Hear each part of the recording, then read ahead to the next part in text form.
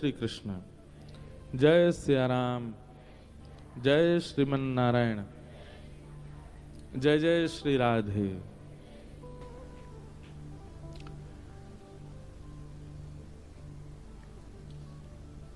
श्री द्वारिका धाम, जहां समस्त ऐश्वर्य, समस्त लीला, समस्त भावों को विश्राम करके ठाकुर जी अपने स्वधाम को प्रस्थान किए, ऐसा ये द्वारिका धाम। बड़ी महिमा है। हमें ऐसा लगता है, हो सकता है हमारी कहने में कोई चूक हो रही हो, पर व्यास मंच से कोई भाव आ रहा है। और पिछले 9 वर्ष हो गए हमें कथा करते हुए। 9 वर्षों में जितना सुना, समझा, श्रवण किया, उसके आधार पर यदि कहें तो धामों में सबसे ज्यादा महिमा द्वारिका की है। द्वारिका की बड़ी महिमा है। स्कंद पुराण में एक जगह तो ऐसा भाव लिखा है, बहुत प्रसिद्ध श्लोक है, सब लोगों को याद भी होगा जो तीर्थ यात्रा करते रहते हैं। अन्य क्षेत्रे कृतम पापम पुण्य क्षेत्रे विनश्यति। आपने दुनिया में कोई भी पाप किए हो तो धाम में जाने से, तीर्थ क्षेत्र में जाने से, पुण्य क्षेत्र में जाने से वो पाप नष्ट हो जाता है। बहुत सावधानी से सुनिएगा। पूरे विश्व में किया गया कोई भी अनर्थ, कोई भी पाप, वो तीर्थों में जाने से नष्ट होता है। लेकिन उसके पीछे कारण है, कब नष्ट होता है। अब कोई व्यक्ति सारे पाप जितने भी आपको पता हैं वो सब करता है और वो द्वारिका आ रहा है, वो जगन्नाथपुरी जा रहा है, वो बद्रीनाथ जा रहा है, लेकिन वो इस बात को पहले ही विचार करके आया है कि जितने दिन द्वारिका में रहना, बस उतने दिन छुट्टी है, लौट करके फिर से उसी कार्य में लग जाना है, वो सब खाना पीना है। ऐसे व्यक्ति के पाप कभी नष्ट नहीं होते। बल्कि ऐसा व्यक्ति तीर्थ में आता है तो तीर्थ उस पर बहुत ज्यादा दया कर देता है। उसके जो पाप 100 थे उनको मल्टीप्लाई इनटू 1000 और कर देता है। बहुत अच्छा। क्यों आए थे तीर्थ में? हमारे रिश्तेदार ले आए हमको। हमारा भाव तो नहीं था, पर इनके कहने से आ गए। मतलब अपने स्वभाव और व्यवहार को बदलने की भावना से तीर्थ में नहीं आया। आप तीर्थ क्यों जाते हो? धामों में क्यों आते हो? कोई घूमने का कोई ये हॉलीडे स्पॉट थोड़ी है। यहां क्यों आया जाता है? ताकि जब लौट के जाएं तो कुछ परिवर्तन का अनुभव हो। कई लोग तो केवल मांगने के लिए जाते हैं ठाकुर जी को। हे द्वारिकाधीश, बड़े बड़े बिलियनियरों के बीच में बैठे हो आप, यहां से आगे ओखा में जाओ तो वहां बहुत बड़ी फैक्ट्री लगी हुई है, नमक की, टाटा सॉल्ट और जाने क्या आगे सब है। इस तरफ जाओ तो जामनगर में बड़ी बड़ी फैक्ट्री, बड़े भारत के श्रेष्ठतम मिलीनियर हैं दोनों तरफ, बीच में द्वारिकाधीश। वैसे मिलीनियर, बिलीनियर और उससे ऊपर जो भी होता हो वो हैं तो केवल द्वारिकाधीश ही। उनके छींटा पड़ गए हैं लोगों पे तो वो सब भी बनते जा रहे हैं। तो कई लोग तो इसीलिए आते हैं, बोले भैया इनकी शरण में आने वाले धनवान हो जाते हैं, चलो द्वारिकाधीश का दर्शन करने चलें। सुदामा जी पर भी कृपा कर दी। ऐसे सुदामा जी आए और महाराज कृपा, जैसी ठाकुर जी ने उनकी ओर दृष्टिपात किया तो ऐसी कृपा करी कि द्वारिका जैसा नगर बन गया। इन सब भावनाओं से आने वाले व्यक्ति वो तामसी भक्त माने जाते हैं। ठाकुर जी उनके लिए दूर रहते। आज हमसे कोई इंटरव्यू में कुछ पूछ रहा था, भाव तो उसका कुछ और था, पर हमारा ऐसा मानना है कि हमको ठाकुर जी मूर्तिमंती क्यों दिखते हैं? ना हाथ हिलाते, ना पैर हिलाते, ना मुख हिलाते, ना नेत्र चमकाते। क्यों ठाकुर जी ऐसे क्यों रहते हैं? ये स्टैचू मोड में क्यों रहते हैं ठाकुर जी? फ्रीज क्यों हो गए हमको देख करके? कई बार हमें जो व्यक्ति प्रिय नहीं होता और उसका आगमन उस सभा में हो जाए जहां हम बैठे हैं, तो हम क्या करते हैं? फोन खोल लेंगे या अपना ध्यान कहीं और लगाएंगे, उसकी तरफ देखना ना पड़े, नहीं तो बात करनी पड़ेगी। इससे व्यवहार ना करना पड़े, तो फिर हम या तो उठ के चले जाते हैं या बिल्कुल ऐसे स्थिति में आ जाते हैं कि हम तो क्या करते हैं, हम अपना बताएं। वैसे हमारा ऐसा भाव नहीं, बात तो सबसे करते हैं, पर फिर भी कई बार ऐसे कुतर्की लोग आते हैं कि उनसे बात करने का मन नहीं होता। तो संघ वालों से कहते हैं, इनसे कह दो महाराज जी मौन है, बोलेंगे ही नहीं, और पूछते रहो तुम कुछ भी। कथा से पहले और बाद में तो रहते ही हैं, पर ऐसे कोई असमय में कोई व्यक्ति कुतर्की आ जाता है ना, बोलेंगे ही नहीं और पूछते रहो तुम कुछ भी। कथा से पहले और बाद में तो रहते ही हैं, पर ऐसे कोई असमय में कोई व्यक्ति कुतर्की आ जाता है ना, तो फिर उसके लिए हम जबरदस्ती मौन हो जाते हैं, मौन है अभी बोलेंगे नहीं। क्या उसको कुछ उत्तर देने से अपनी ऊर्जा और जाती है।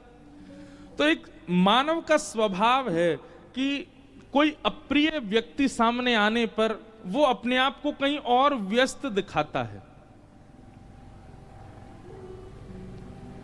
कहीं ना कहीं ठाकुर जी के दर्शन में अगर आपको केवल मूर्तिमंतता का दर्शन हो रहा है कि वो केवल स्थिर खड़े हैं, तो ठाकुर जी आपसे प्रसन्न नहीं है, इसलिए आपको अपने आप को व्यस्त दिखा रहे हैं कि हम तो मूर्तिमंत हैं, हम ना हिलेंगे ना डुलेंगे ना कोई क्रिया, कुछ नहीं कर रहे हैं। हर बार के दर्शन में एक अनुभव होना चाहिए।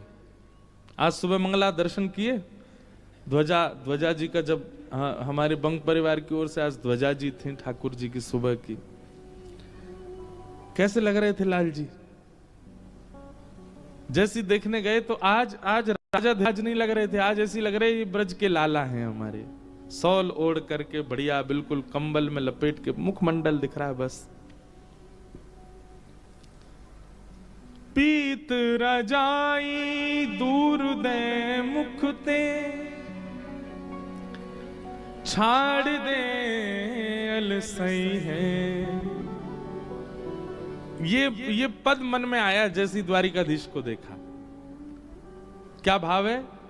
यशोदा मैया कह रही हैं, लाला इतना आलस काय को कर रहा है?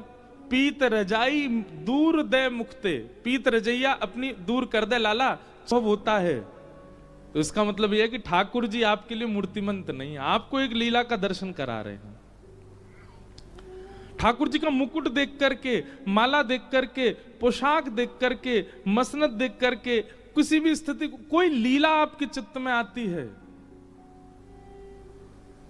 यह दर्शन का स्वरूप है। और केवल आपको ठाकुर जी दिख गए, बस खड़े हैं, कोई लीला स्मरण में नहीं आई है, तो आपके लिए ठाकुर जी व्यस्त हैं।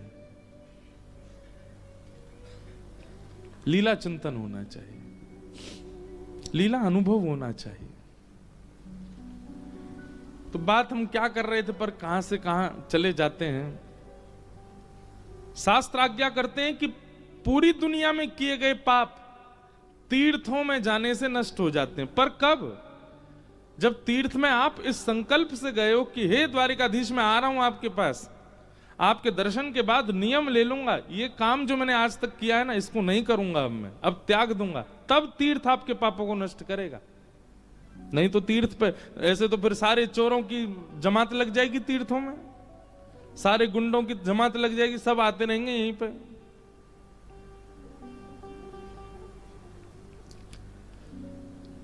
तीर्थ इतनी आसानी से पाप नष्ट नहीं करता। पाप त्यागने की भावना से जब कोई तीर्थ में जाता है तभी तीर्थ उसके पाप नष्ट करता है। आप भाई आपको शुगर हो गया, आप रोज जाते हो डॉक्टर के पास, मेरी शुगर बढ़ रही है, मेरी शुगर, डॉक्टर आपको रोज दवाई दे देता है, फिर भी आपकी शुगर कंट्रोल नहीं हो रही। एक दिन डॉक्टर ने कहा, एक बात ये सुनो, इधर आओ, तुम रोज दवाई लेते हो, तुम्हारी शुगर कंट्रोल क्यों नहीं हो रही? अपनी दिनचर्या बताओ, सुबह नाश्ता क्या करते हो? कुछ नहीं, बस कचौड़ी खाता हूं, साथ में 2 जलेबी, फिर आपने एक दवाई दी है वो खा लेता हूं, उसके बाद दोपहर में बढ़िया पूड़ी बनती है, बेड़ई बनती है, बढ़िया छोले की सब्जी बनती है, उसमें चावल डाल के और बढ़िया रसमलाई के साथ वो भी पा लेता हूं। रात में सोते समय पराठे बनते हैं आलू के, बढ़िया चकाचक महाराज, दही से पा लेता हूं।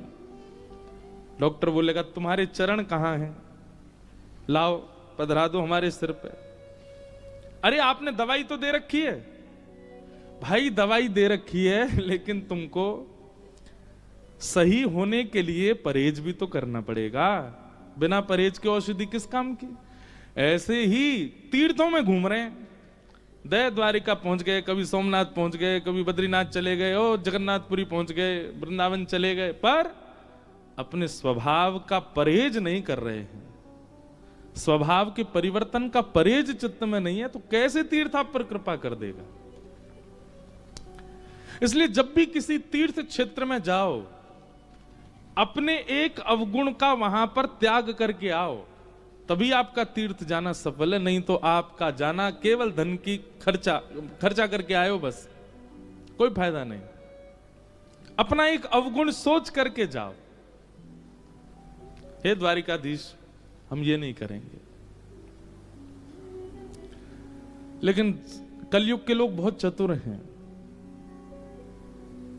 महाराज जी ने कहा है तीर्थ में जाके कुछ तो त्याग के आना है। ठीक है, मैं रसगुल्ला नहीं खाऊंगा, गुलाब जामुन तो खाऊंगा, रसगुल्ला त्याग दूंगा। अपने किसी ऐसे अवगुण का त्याग जिस अवगुण के बिना आप रह ही नहीं पा रहे थे, उसका त्याग तीर्थों में होना चाहिए। काम है, लोभ है, ईर्ष्या है, द्वेष है, क्रोध है, अहंता है, ममता है, चिंता है, किसी एक का त्याग करो।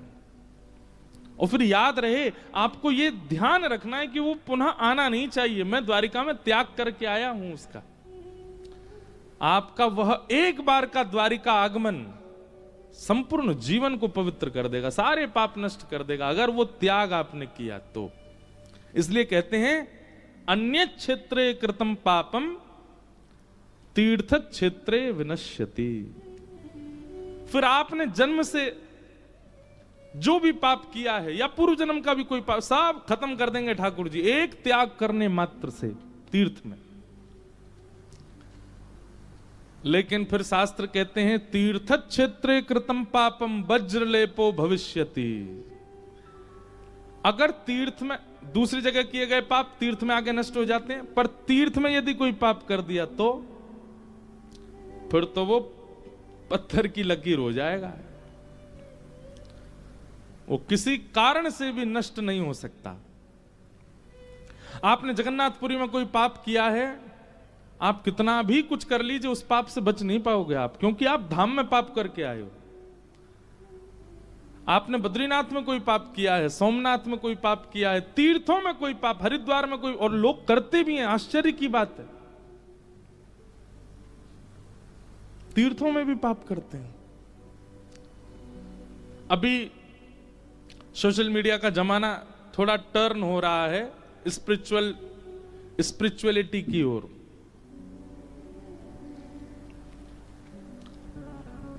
चाहे वो वीडियो ब्लॉगर्स हों, चाहे वो इन्फ्लुएंसर्स हों, वो सब अब तीर्थों में जाना प्रारंभ कर रहे हैं, पर वहां जाकर के भी वही नियम अपना रहे हैं जो गोवा में अपनाते हैं, वही नियम अपना रहे हैं जो मनाली में अपनाते हैं, वही नियम अपना रहे हैं जो सिंगापुर में अपनाते हैं, जो स्विट्जरलैंड में अपनाते हैं।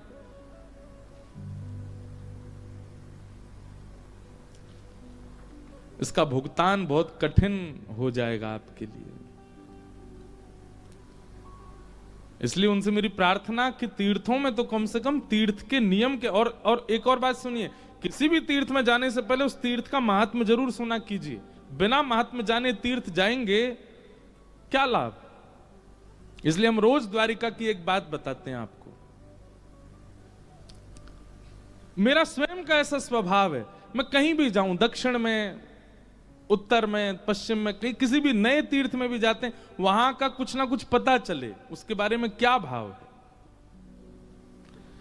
तो अन्य क्षेत्रे कृतम पापम तीर्थ क्षेत्रे विनश्यति, पर तीर्थ क्षेत्रे कृतम पापम वज्रलेपो भविष्यति। तीर्थ क्षेत्र में किया गया पाप वज्रलेप हो जाता है, परंतु स्कंद पुराण कहती है पूरे भारत के किसी भी तीर्थ में आपने कोई पाप किया हो, उस पाप की निवृत्ति केवल द्वारिका में हो सकती है। द्वारिका में तीर्थों में किए गए पाप भी, आपसे अन्य तीर्थों में कोई पाप बन गया है तो आप द्वारिका में आके क्षमा मांग लीजिए ठाकुर जी से, मुझसे जगन्नाथपुरी में ऐसा हो गया था, रामेश्वरम में ऐसे अपराध बना था, या ऐसा ऐसा हमसे उस धाम में तीर्थ में ऐसा हुआ था।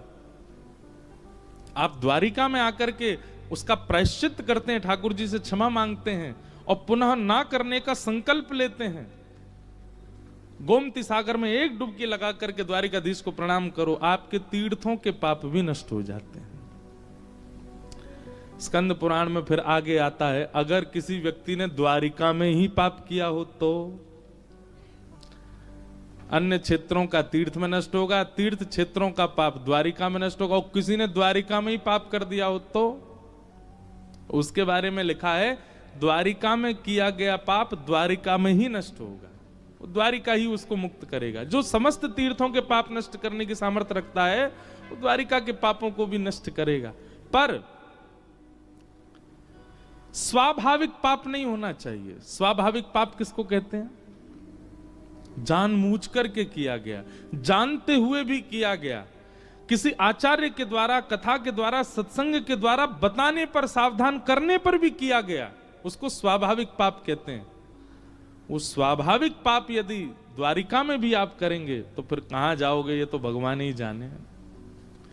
इसलिए द्वारिका में बहुत प्रसन्न रहिए, यहां समस्त पाप नष्ट होते हैं, पर यहां कोई अपराध, कोई पाप, कोई दुष्क्रिया हमसे न बन जाए, इसका बहुत ध्यान रखिएगा। बहुत दयालु, बड़े कृपालु हैं श्री द्वारिकाधीश।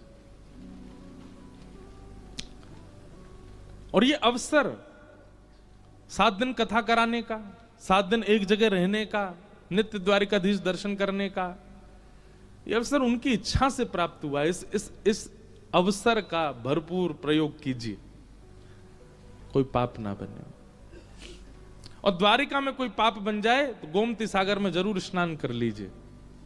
यह गोमती सागर संगम है, समुद्र में स्नान करने की अनुमति नहीं है यहां पर। क्यों? क्योंकि यहां का जो समुद्र है वो कहीं भी गड्ढा है, कहीं भी पत्थर हैं, तो कहीं आप बुका ना जाओ, कहीं अंतर ध्यान ना हो जाओ। इसलिए यहाँ के समुद्र में स्नान करने का नियम नहीं है। आगे शायद कहीं बन गया हो तो बात अलग है। ये जो दिख रहे हैं ये गोमती सागर है, सुदामा सेतु के आगे, और उसका भी नियम है, जब ज्वार भाटा आता तभी जल बढ़ता है वहां पर, तभी स्नान करो गोमती सागर। और वहीं चक्र मिल जाए अगर, गोमती चक्र भीतर, उनको अपने शालिग्राम जी के साथ विराजमान कर दो। तो क्या समझ में आई बात? सारी दुनिया में किए गए पाप तीर्थों में नष्ट होते हैं, तीर्थों में किए गए पाप द्वारिका में नष्ट होते हैं, और द्वारिका में किया गया पाप गोमती सागर में स्नान करने से नष्ट हो जाता है। और फिर गोमती सागर में भी किसी ने अगर पाप कर दिया तो फिर तैरते तैरते आगे चले जाओ, वहीं डूब जाओ। इसके अलावा और कोई उपाय नहीं है फिर। अब इसके बाद और क्या बताया आप? बोलो द्वारिकाधीश की जय।